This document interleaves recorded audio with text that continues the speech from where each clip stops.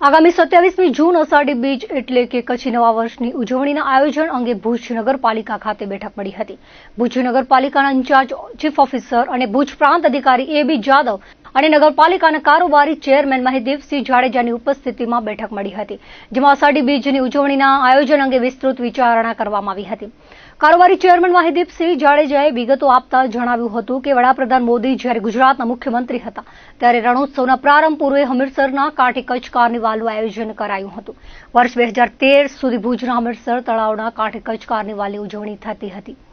વર્ષ 2020માં ભુજ નગરપાલિકા દ્વારા પણ કચ્છ કાર્નિવાલ યોજાયો હતો. કચ્છની મુલાકાતે આવેલા વડાપ્રધાન મોદીએ અષાઢી બીજ નિમિત્તે કચ્છના જિલ્લા મથક ભુજમાં ફરી કચ્છ કાર્નિવાલ યોજવા આહવાન કર્યું છે. જે અનુસંધાને કચ્છના સાંસદ વિનોદ ચાવડાએ આ વર્ષે અષાઢી બીજના ભુજના હમીરસર તળાવના કાંઠે સાંસદ કચ્છ કાર્નિવાલ યોજવાની જાહેરાત કરી છે. ત્યારે ભુજ નગરપાલિકા દ્વારા કાર્નિવાલ સ્થળે જરૂરી લોક સુવિધામાં વધારો કરવા, લાઇટિંગ સહિતની વ્યવસ્થા ઊભી કરવા વિવિધ વિભાગના ઇજનેરો સાથે બેઠક કરી જરૂરી સૂચનો અપાયા છે. આ ઉપરાંત અષાઢી બીજ એ કચ્છનું નવું વર્ષ હોવાથી ભુજ શહેરના તમામ સર્કલો, જાહેર સ્થળોને રોશનીથી શણગાર પણ કરવામાં આવશે. અષાઢી બીજ અને સાંસદ કચ્છ કાર્નિવાલના આયોજન અંગે નગરપાલિકા તંત્ર દ્વારા આગોતરી તૈયારીઓ શરૂ કરવામાં આવી છે તેવું તેમણે વધુમાં જણાવ્યું હતું. કચ્છના સાંસદ દ્વારા કચ્છની અંદર એક કચ્છ કાર્નિવલનું આયોજન કરવામાં આવે છે.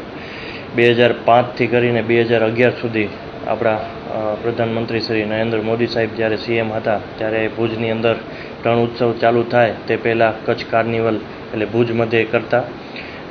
2020ની અંદર ભુજ નગરપાલિકા દ્વારા પણ કાર્નિવલ કરવામાં આવ્યું હતું અને હાલ કચ્છના સાંસદ દ્વારા 2025માં એટલે આ વર્ષે હમીરસર કાંઠે એટલે એક જે જૂની પરંપરા જે મોદી સાહેબે ચાલુ કરી હતી તે જ પરંપરા આગળ ધપાવવા માટે આગામી 5 વર્ષ સુધી આ કચ્છ કાર્નિવલ યોજાશે.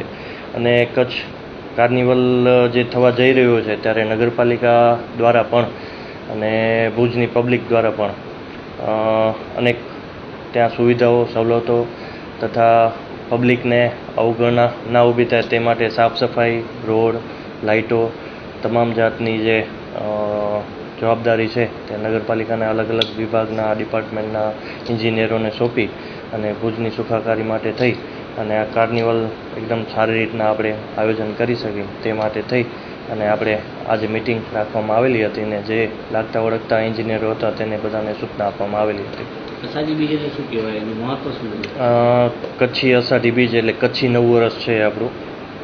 કચ્છીઓનું કચ્છી નવું વર્ષ એટલે અષાઢી બીજ. આ અષાઢી બીજ નિમિત્તે એક જાહેર રજા પણ કદાચ બહાર પાડવામાં આવે તો નગરપાલિકા દ્વારા જેવી રીતના દિવાળીની અંદર આપણે આખા ભુજને શણગારી છે એવી જ રીતના કચ્છી નવા વર્ષના દિવસે આપણે આખા ભુજને જેટલા પણ સર્કલ આવતા હશે એ બધા સર્કલો આપણે શણગારશું.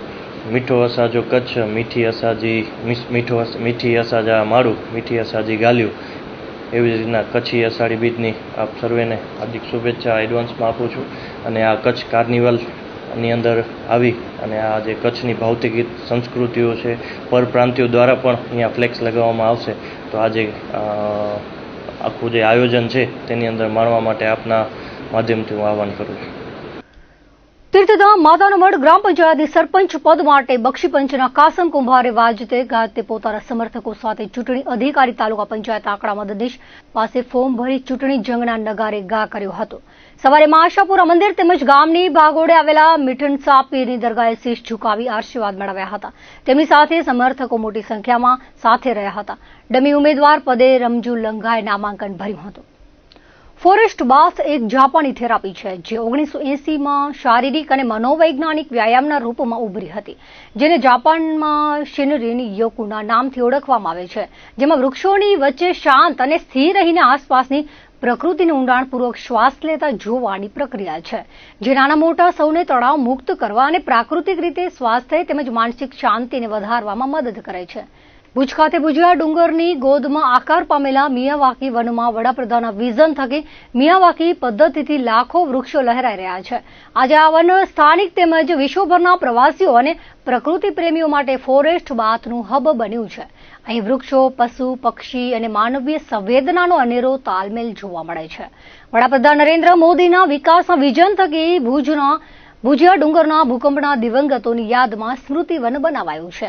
સાથે ઊભું કરાયેલું વિશ્વનું સૌથી મોટું મિયાવાકી વન કચ્છવાસીઓ તેમજ ટુરિસ્ટો માટે એક થેરાપી વન તરીકે ઉભર્યું છે. અહીં પ્રથમ ફેઝમાં વાવેલા 117 પ્રકારના 4 લાખથી વધુના વૃક્ષો, છોડ વગેરે તન અને મનને નવી ઉર્જા પ્રદાન કરનાર છે. એક નવી ઇકો કોલોની આકાર પામતા સ્થળ ફોરેસ્ટ બાથ માટે આકર્ષણનું કેન્દ્ર બન્યું છે. વર્ષ 2021 થી વર્ષ 2023 સુધી આ વનમાં સરકાર અને ખાનગી સંસ્થા કંપનીઓના સહિયારો પ્રયાસથી પ્રથમ ફેઝમાં 5 લાખથી વધુ વૃક્ષોનું વાવેતર કરાઈ ચૂક્યું છે, જ્યારે બાકીના 2 ફેઝ મળીને કુલ 40 લાખ વૃક્ષો ભુજિયાની ગોદમાં ઉછરીને ઘટાદાર જંગલ ઊભું કરશે. વિશ્વના સૌથી વિશાળ મિયાવાકી આ વનની ખાસિયત એ છે કે આ વનમાં ફળાઉ વૃક્ષોથી માંડીને ઔષધીય છોડ, ફૂલોના છોડ તેમજ અન્ય તમામ પ્રકારના વૃક્ષોનું વાવેતર કરાયું છે. કુલ મળીને 117 પ્રકારના વૃક્ષોની જાતનો ઉછેર કરવામાં આવી રહ્યો છે. આગળના 2 ફેઝમાં પણ આ પ્રકારના વૃક્ષોનું રોપણ કરીને જંગલ વિસ્તારને વધુ ગાઢ બનાવાશે. આ અંગે ભુજિયાની ગોદમાં મિયાવાકી જંગલ તૈયાર કરનાર ડોક્ટર R.K. નૈયર જણાવે છે કે 1.5 વર્ષમાં આ વન તૈયાર થયા બાદ અહીંના વિસ્તારમાં 6 થી 7 ડિગ્રી તાપમાન ઓછું જોવા મળે છે. આ વનમાં 8 કિલોમીટરનો વોકવે બનાવાયો છે, જેમાં અનેક લોકો મોર્નિંગ અને ઇવનિંગ વોક કરીને સ્વાસ્થ્ય સુધારી રહ્યા છે. 2020-21ના કોરોના કાળથી હું અને મારા મિત્રો અમે બધા લોકો જંગલમાં ફરતા અને ધીરે ધીરે અમારું એક ગ્રુપ કે જે જંગલમાં ફરતું થયું. અમે જ્યારે જંગલમાં ફરવા લાગ્યા ત્યારે ઘણા બધા લોકો અમારા સાથે ધીરે ધીરે જોડાવા માંડ્યા અને એક મોટા ગ્રુપમાં પરિવર્તિત થયું. જ્યારે આજે આ બધા લોકો અમારા સાથે રેગ્યુલર ટ્રેકિંગમાં અને ફોરેસ્ટ બાથમાં અમારા સાથે જોડાતા હોય છે. એવી જ રીતે 2022માં આપણા વડાપ્રધાન શ્રી નરેન્દ્રભાઈ મોદીએ કચ્છને બહુ મોટી ગિફ્ટ આપી, એટલે કે ભુજ સિટીની વચ્ચે જ મિયાવાકી ફોરેસ્ટ જે ખુલ્લું મૂક્યું છે એની ઘણા બધા લોકો એનો ફાયદો લે છે. જેમ કે ત્યાં કને મોર્નિંગ વોક છે અને મોર્નિંગ ફોરેસ્ટ બાથ આપણે કહી શકીએ લેતા હોય છે. તો ત્યાં કને ઘણા બધા લોકો એ ફોરેસ્ટ બાથ લે છે. એની સાથે સાથે કચ્છમાં ઘણી બધી અલગ અલગ જગ્યાઓ છે કે ત્યાં કને પણ લોકો ટ્રેકિંગમાં અને ફોરેસ્ટમાં રખડવા, જંગલમાં રખડવા જતા હોય છે. આવી રીતે આ ફોરેસ્ટ જે છે એની અંદર વોક કરતા કરતા ઘણા બધા લોકો ત્યાં મેડિટેશન કરે છે, વોક કરે છે અને એના ફાયદા લે છે.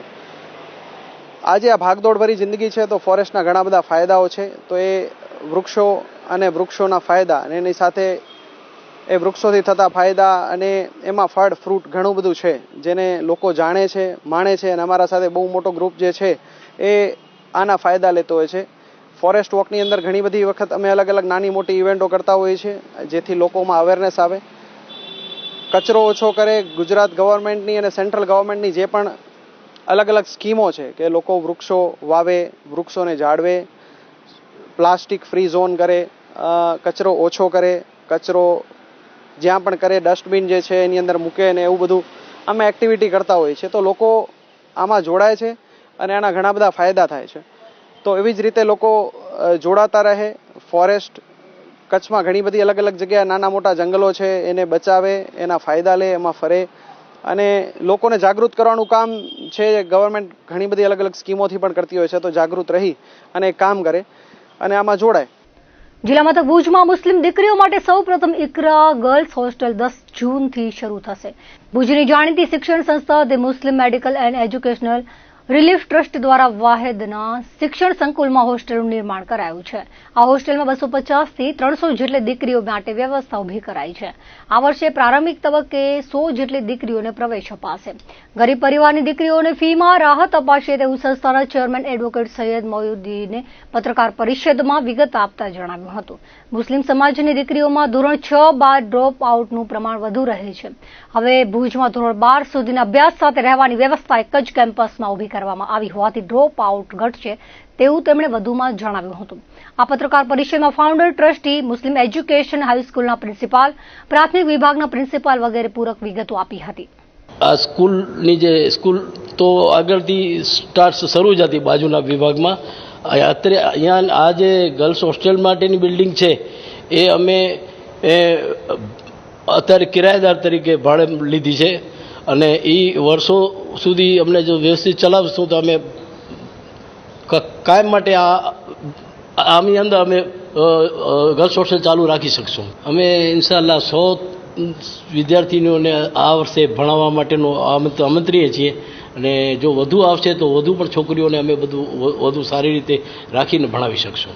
ક્યાં ધોરણ સુધી અને 6 થી 12 ધોરણ સુધી, અને એના ઉપર પણ કોઈ આવશે તો એ લોકોની એ પ્રમાણે અમે વ્યવસ્થા કરશું. અમે જેમ અમારી દીકરીઓને જેમ સાચવીએ એ રીતે એ લોકોને સાચવશું. અને આ વિભાગમાં ન કોઈ જેન્ટ્સ આવશે ન કોઈ અન્ય વ્યક્તિ આવશે, એના બદલે અમે નીતિ નિયમો અલગ બનાવ્યા છે, એ પ્રમાણે એ લોકોને વર્તવાનું રહેશે. ધોરણ 1 થી કરીને 12 સુધી અમે ગુજરાતી મીડિયમ ચલાવીએ છીએ, અને ધોરણ KG થી કરીને 5મા સુધી અમે ઇંગ્લિશ મીડિયમ ચલાવીએ છીએ.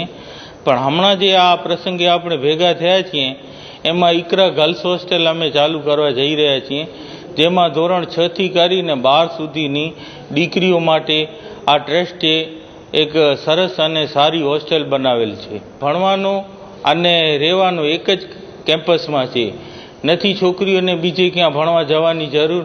એક જ જગ્યાએ ધોરણ 12 સુધીનો ભણવાનું અને રહેવાનું એક જ કેમ્પસમાં છે.